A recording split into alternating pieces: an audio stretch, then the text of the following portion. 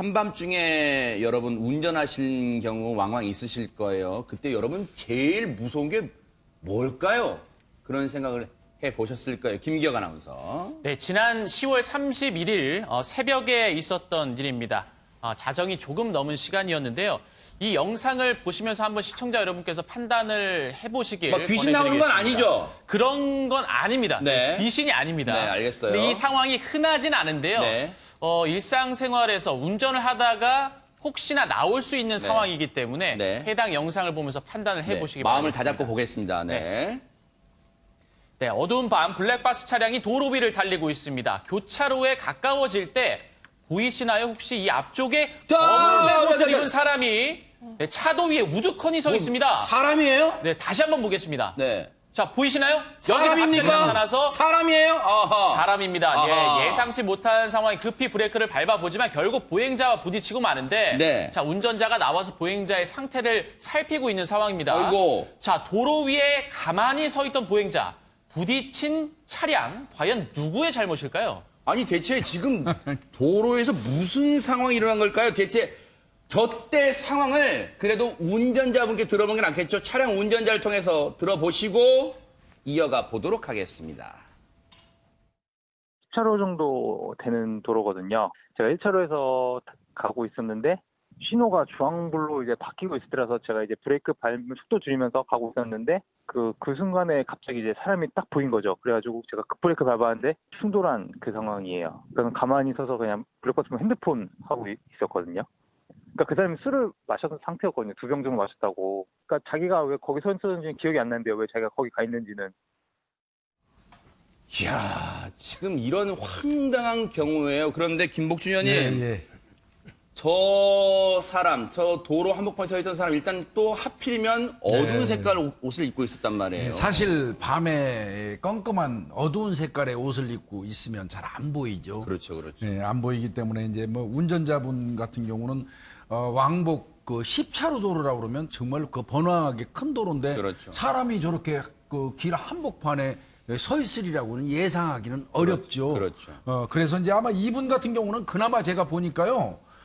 주황색으로 바뀌니까 서서히 감속을 하고 가던 중이었기 때문에 사망사고까지 가진 않은 것 같아요. 천만다행이네요. 그나마 이제 그 불행 중 다행인데요. 네. 근데 이제 분명한 거는 그 운전자의 입장은 충분히 이해갑니다. 저렇게 예상치도 못한 장소에 한복판에 어두운 옷을 입고 사람이 서 있으면 발견하기 쉽지 않다는 거 충분히 이해하는데요. 아하, 네. 그럼에도 불구하고 운전자는 정면을 완벽하게 주시해야 될 의무를 부여하고 있어요. 아, 우리 법상 그렇게 돼 있나요? 그렇죠. 전면 그 주시 태만이 있어서는 안 되기 때문에 그래서 억울하지만 일정 부분 뭐 이거 책임을 질 수밖에 없을 겁니다. 그래요? 운전자도 과실 책임이 있다는 건데 억울할 거예요. 그래서 운전자분은요. 그런데 최진봉 교수님, 저 사람은 대체 그럼 저 도로 한복판에 왜 서 있었던 거예요? 저게 저 그럼 이해가 안 되죠, 잘. 네. 근데 운전자 지금 사고를 냈다고밖에 볼 수 없는 사고를 낸 운전자가 나와서 물어본 거예요. 그랬더니 횡설수설한다는 거예요. 그러니까 술이 취해가지고 본인이 지금 어디에 있는지도 모르고 아마 횡설수설한 것 같고요. 아하. 그리고 나 또 한 번 물어봤더니 뭐라고 답변을 했냐면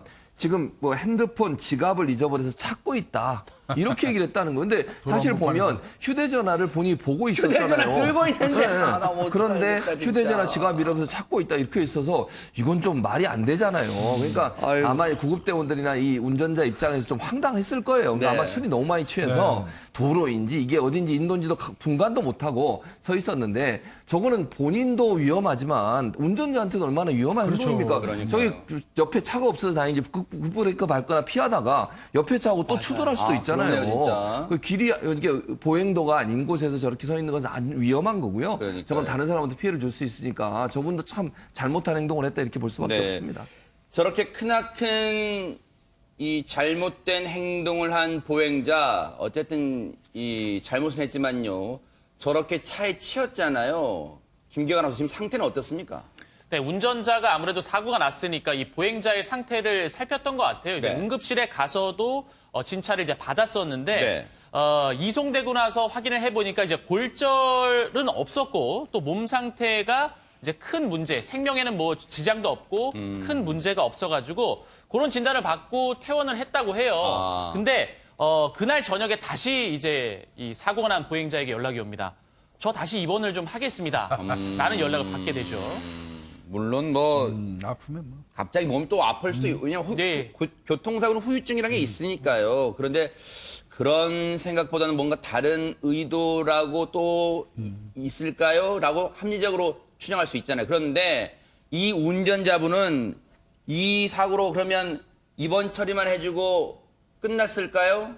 그렇지 않았다고 합니다. 운전자분, 차량 운전자분의 얘기 들어보시고 이어가 보도록 하겠습니다. 그 사람이 뭐 어쨌든 자기 잘못은 알겠는데 사람들 차 사고니까 무조건 해줘라 보상은 이런 식으로 나오고 있거든요. 저도 급브레이크 밟아서 목이랑 어깨랑 쪽이 아픈데 뭐 근육이 놀랐다는 것 같거든요. 무장횡단 사람들은 차가 오면은 그래도 피하기라도 할 거잖아요. 제 상황에서는 그 사람이 거기에 서 있을 거라고 상상조차 안 했거든요. 지금 이 퇴원했다가 다시 입원한 그 도로 한복판에 서 있던 사람이 이랬다네요. 지금 양진 변호사님. 어쨌든 사람 대 차로 사고 났으니까 나한테 보상해줘요 이런다면 이게 진짜 보상해줄 의무가 있어요? 어떻습니까?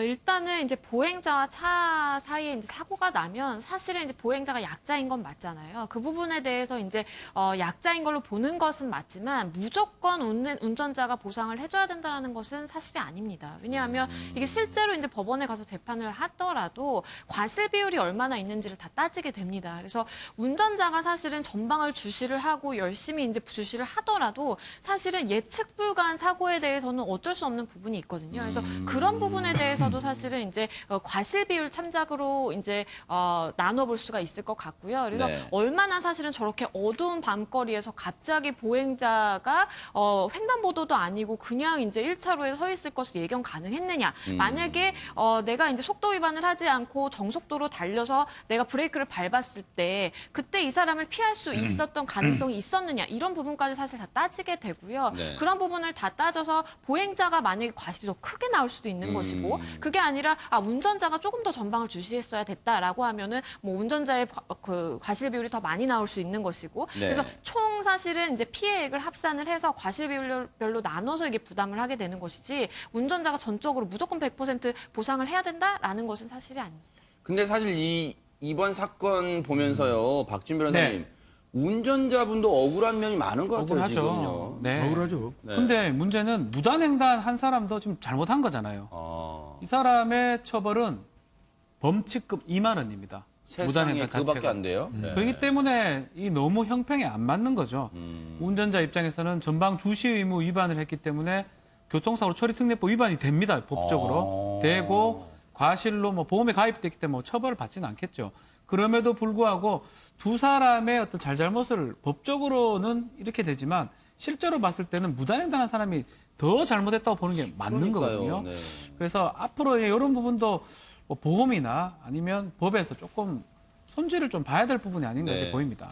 그런데 이 무단 횡단하는 보행자를 이제 차로 친 사고는 비단 이번 사고뿐만이 아니에요. 여러 차례 뉴스 파이트로 전해드렸지만 실제로 운전자가 무죄를 선고받은 사례도 있다면서요, 양진 변호사님? 네, 무려 사망 사건이었는데도 사망 사고인데도 이제 무죄가 선고됐던 사례가 있습니다. 이게 지난해 10월에 있었던 일인데요. 네. 30대 운전자가 도로를 주행을 하다가 새벽 6시 22분경에 무단횡단을 하던 70대 할머니를 차로 치게 되고요. 결국 이 할머니가 사망하게 됩니다. 아이고. 그래서 1심 같은 경우에는 사실은 운전자가 전방 주시 의무를 다하지 못했다라고 봤어요. 그런 책임이 있기 때문에 금고 6월에 집행유예 2년을 선고를 했었는데요. 이 판단이 항소심에 가면서 뒤바뀝니다. 어허. 항소심에서는 운전자가 제한 속도인 시속 80km를 지켜서 운전을 했다고 하더라도 이때 당시에 이제 운전자가 89km 정도로 달리고 있었거든요. 만약에 80km로 지켜서 운전을 했더라도